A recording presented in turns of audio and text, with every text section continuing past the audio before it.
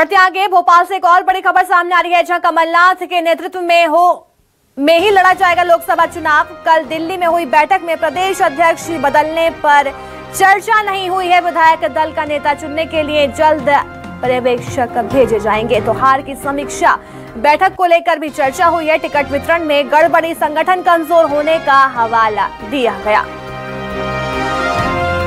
तो कमलनाथ के नेतृत्व में ही लोकसभा चुनाव लड़ा जाएगा। मेरे सहयोगी लगातार हमारे साथ बने हुए हैं। शब्बीर, देखिए विधानसभा चुनाव में तो कांग्रेस की करारी हार हुई है, लेकिन अब कहा जा रहा है कि लोकसभा चुनाव कमलनाथ के नेतृत्व में ही लड़ा जाएगा। क्या कुछ रणनीति तैयार की जाएगी और कल की बैठक में क्या कुछ हुआ?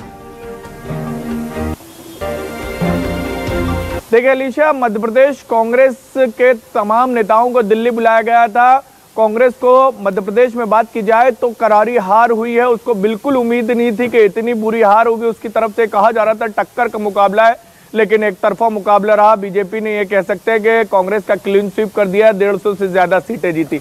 लेकिन इन सबके बीच कल जब बैठक हुई तो मध्य प्रदेश से बात की जाए, पूर्व मुख्यमंत्री कमलनाथ, दिग्विजय सिंह, गोविंद सिंह, इसके अलावा बात की जाए कमलेश्वर पटेल, ओमकार सिंह मरकाम बैठक के अंदर शामिल हुए। राहुल गांधी और मल्लिकार्जुन खड़गे ने यह बैठक ली। बैठक के अंदर तमाम नेताओं से विस्तार चर्चा की गई कि आखिर क्या वजह थी कि जो नेता ये कह रहे थे कि 150 के पार सीटें लेकर आएंगे, वो सिर्फ 70 के नीचे सिमट गए, और आखिर क्या वजह थी। तो इन तमाम चीजों के कारण बताए गए और 2-3 बड़े कारण बताए गए। ये कह सकते हैं कि संगठन और इसके साथ साथ प्रत्याशियों में जो चयन में गड़बड़ी हुई है, जिसको लेकर हमने देखा था कि जब उम्मीदवारों की लिस्ट आई थी तो काफी हंगामा हुआ था मध्य प्रदेश कांग्रेस के अंदर, कपड़ा फाड़ पॉलिटिक्स भी हुई थी।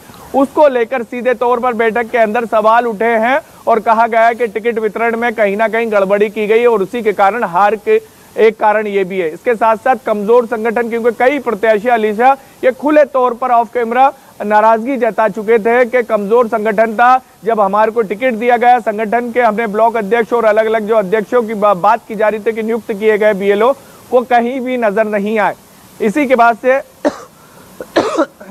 बाद से सवाल उठ रहे थे कि मध्य प्रदेश कांग्रेस का संगठन जो कहा जा रहा था कि मजबूत हो गया, वो काफी कमजोर है। इसके साथ साथ बात की जाए अलीशा तो एसटी-एससी वोट बैंक को लेकर भी सवाल उठाए गए कि एसटी-एससी वोट बैंक कांग्रेस से छिटक कर बीजेपी की तरफ गया है। इसके ये एक कारण भी हार का रहा। लेकिन ईवीएम जिसको लेकर कांग्रेस के कई नेता सीधे तौर पर सवाल उठे हैं, बैठक के अंदर इस चीज को लेकर भी आला कमान को बताया गया कि कई जगहों पर ईवीएम में गड़बड़ी हुई, बाकायदा सबूत भी दिए गए। लेकिन इन सबके बीच सबसे महत्वपूर्ण चीज ये है कि सीएलपी लीडर कौन होगा, नेता प्रतिपक्ष कौन होगा, उसको लेकर मध्य प्रदेश कांग्रेस की तरफ से कहा गया आला कमान को कि जल्द से जल्द पर्यवेक्षक भेजे जाए वहां से और विधायक दल की जो बैठक ले और उसके बाद नेता प्रतिपक्ष चुना जाए। और इसके साथ साथ ये भी तय हो गया है कि मध्य प्रदेश कांग्रेस के अध्यक्ष कमलनाथ ही बने रहेंगे, क्योंकि उसकी वजह बताई जा रही है कि 3 से 4 महीने ही मध्य प्रदेश में चुनाव को बचे हैं। लोकसभा के पूरे देश में हो जाएंगे अप्रैल मई के आसपास। तो कांग्रेस आलाकमान को लग रहा है कि अब बदलेंगे तो काफी दिक्कतों का सामना करना पड़ सकता है। और बैठक के अंदर ये जो हमारे सूत्र बता रहे हैं अलीशा कि प्रदेश अध्यक्ष बदलने को लेकर कोई चर्चा नहीं हुई, सिर्फ हार को लेकर चर्चा हुई है